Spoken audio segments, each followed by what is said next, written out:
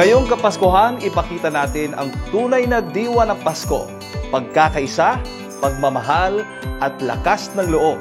Sama-sama nating gawing makulay ang espesyal na panahon na ito. Ngayon tayo'y magbigay inspirasyon sa isa't isa. Maging liwanag tayo sa ating kapwa. Sa kabila ng lahat ng hamon na ating pinagdaanan, nananatili tayong matatag. Buong puso, buong loob, at laging nagmamahalan. Tayo magpasalamat sa Diyos sa may likha, sa mga biyayang ating natanggap, at sa mga taong naging lakas natin. Dahil sa puso ng bawat Pilipino, ang Pasko ay hindi lamang selebrasyon. Ito'y pagkakaisa. Ang matatag na Pasko ay simbolo ng ating tibay bilang isang bansa. Kaya Pilipinas, tatag lang ngayon at sa lahat ng panahon. Maligayang Pasko at manigong bagong taon!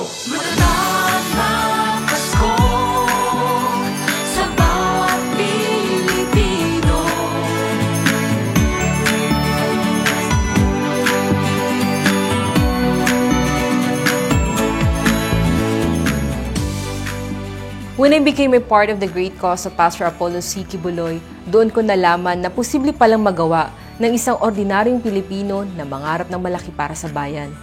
During the early years of Pastor Apollo's ministry, they couldn't even afford to pay for a jeepney ride, so they traveled mostly on foot preaching the gospel in Mindanao. Pero in his heart, sinabi na niya kung pagpapalain siya ng Ama, isi-share niya ang pagpapalang ito sa mga bata at mga nangailangan. The kingdom is service-oriented. We are geared towards the salvation of humanity. At the same time, provide the needs of the poor, the children, the differently abled, those who cannot help themselves. We give hope to where they need it most. While some assail our goodness and kindness, we will not stop until every person on earth receives the love that they deserve. The kingdom of Jesus Christ sprung from the slums of Agdao, Davao City, and helping the poor and the needy was a natural expression of the supreme law of love. It's like Pasko araw-araw noon pa man hanggang ngayon, di lang tuwing Desyembre. But Christmas happens every day. Christmas happens every day when we make a difference today. If peace and goodness is all that we have, at a caring heart full of love, then we will feel a heavenly glow. If kindness in our hearts to others will show. For in every little way, Christmas happens every day. Subok na tayo mga Pilipino.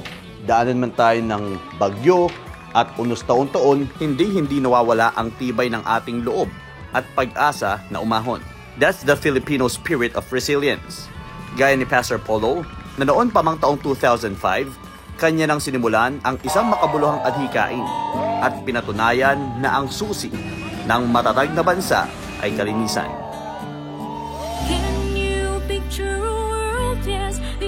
The Sunshine Philippines movement is a movement that has been started not only to feed the children, send them to school, but this will also help our government in planting trees. We say, you love this country, let's do it and let's work for it. Let's put our words into action. Not just so we can be put into the newspapers, not so we can be publicized into the newspaper. That's not our motive. Our motive is real, whether somebody puts us on the newspaper or not, it does not matter as long as we have contributed for the good. Invest for the good.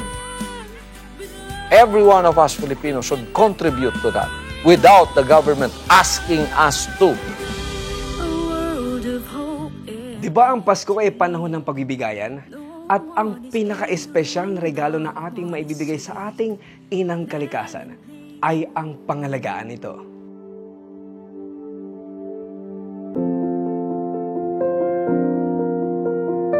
Sa bawat punong na itatanim, sa bawat basura na ating naitatapon ng tama, at sa bawat simpleng hakbang para alagaan ang ating kapaligiran, tayo ay nagbibigay ng pag-asa sa mundo.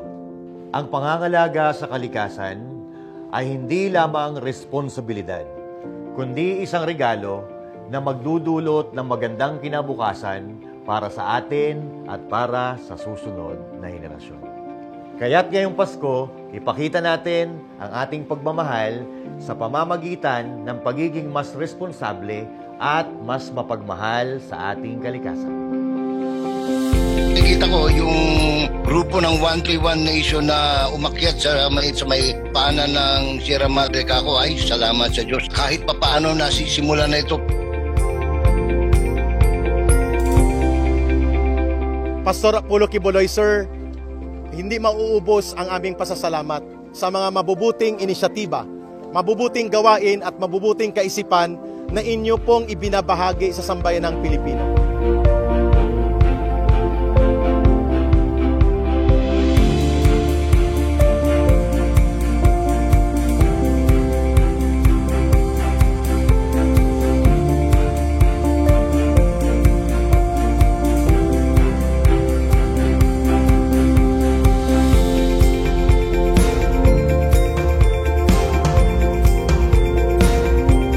Kaya dito po ako actually nabilib kay Pastor Kibuloy. Kahit dati pa, yung nakikita natin yung sistema, sabi ko nga, kinikwento ko eh.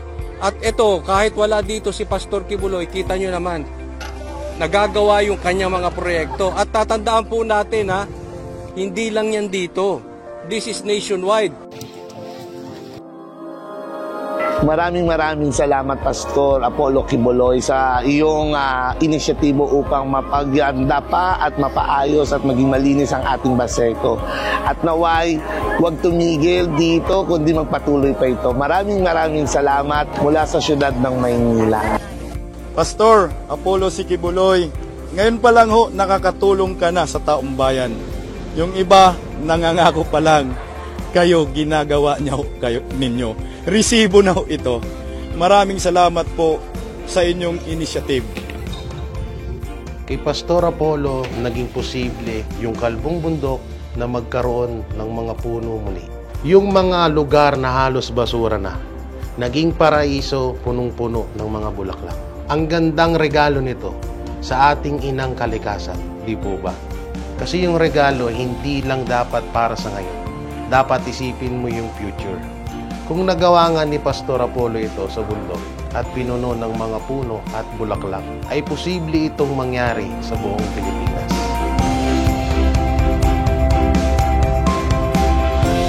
Na-inspire ako kay Pastor dahil hindi si Pastor Apollo Kibuloy, hindi niya kinakailangan magkwento at mangako. May pruweba na siya na naipapakita niya na una nagawa niya na po sa Glory Mountain, sa Prayer Mountain. Kung nagawa niya po doon, how much more pa ako buong Pilipinas?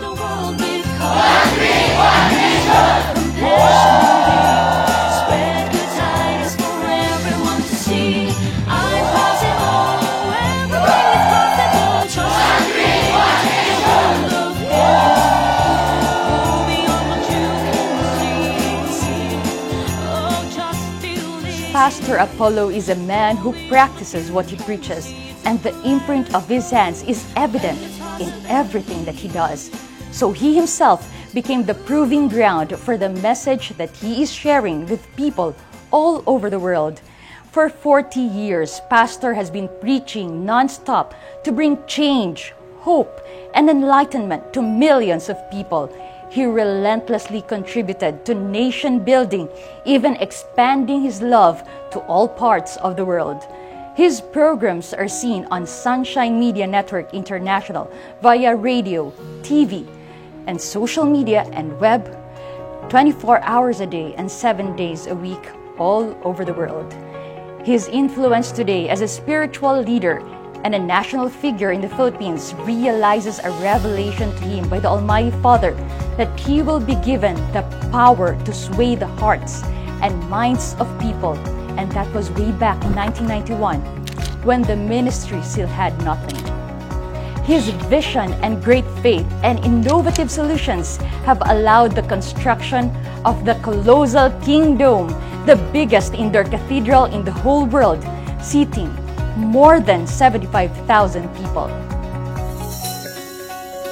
If you have a vision like that, God will give you the wisdom to do everything so that your vision will come true. Amen.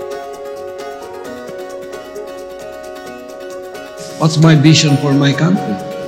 Me, I have a master plan for my beloved country, even though I am not a political leader.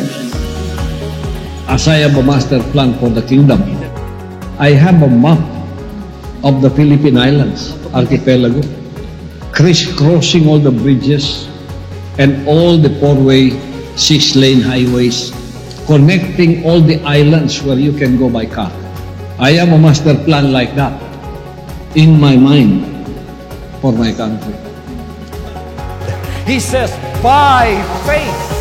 To man it is impossible, but not with God, for with God everything is possible.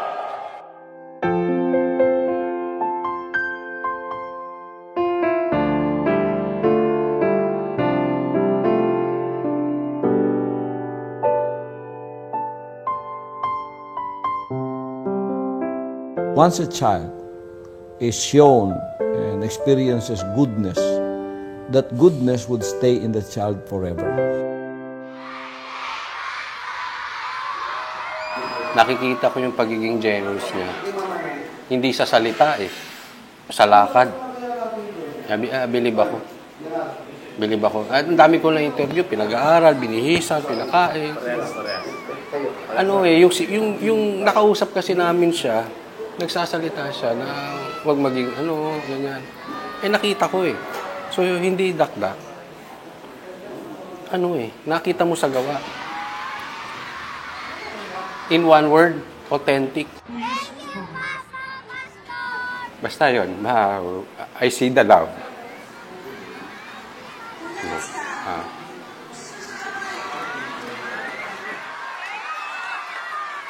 At sinabi ko, nung ako'y tinawag ng Ama sa ministry ito, Lord God, if you will bless me in this ministry, I would spend the bulk of the blessing that you give me to support the children of the Philippines. And good enough, the Father blessed this ministry. I put up the Children's Joy Foundation. Grabe yung compassion ni Pastor sa mga bata. Na-witness ko ito through the years. Even his own birthday, April 25, ito'y naging ACQ International Children's Day, Pastor Apollo celebration and gift to children all over the world. This is one of the most awe-inspiring philanthropic events ever to be held for children. Bringing joy to millions of children across 55 countries, ACQ ICD is a testament of Pastor Apollo's love for children in need. You can make the day right. Try to stop the hurting, try to stop the fighting. Each little act of kindness can create a wonderful sight. You can light a candle and complete along the night. You can spread forgiveness or stand up for what is right. Summertime make you realize the feeling got your side, just to make you kind. To our dear Pastor Apollo, you are indeed what we have been waiting for. You came all the way from far just to come for us, to rescue us from some misfortunes. When I was hungry, you fed me. When I was naked, you clothed me. This is to say in short, when I was sad, you made me happy.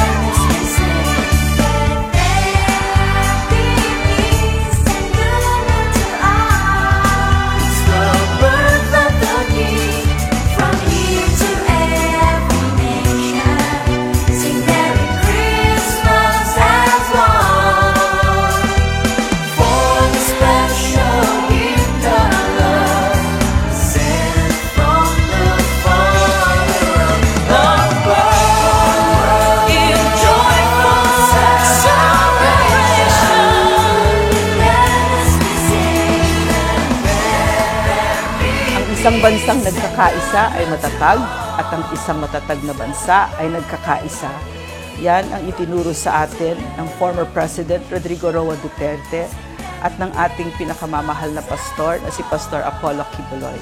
Yan ang aking Christmas wish para sa ating pinakamamahal na Pilipinas.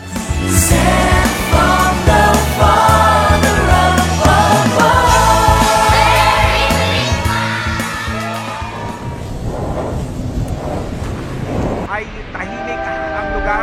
Thousands of people have evacuated from their homes in Albay as officials raise alert level 4 due to Mount Mayon's unrest.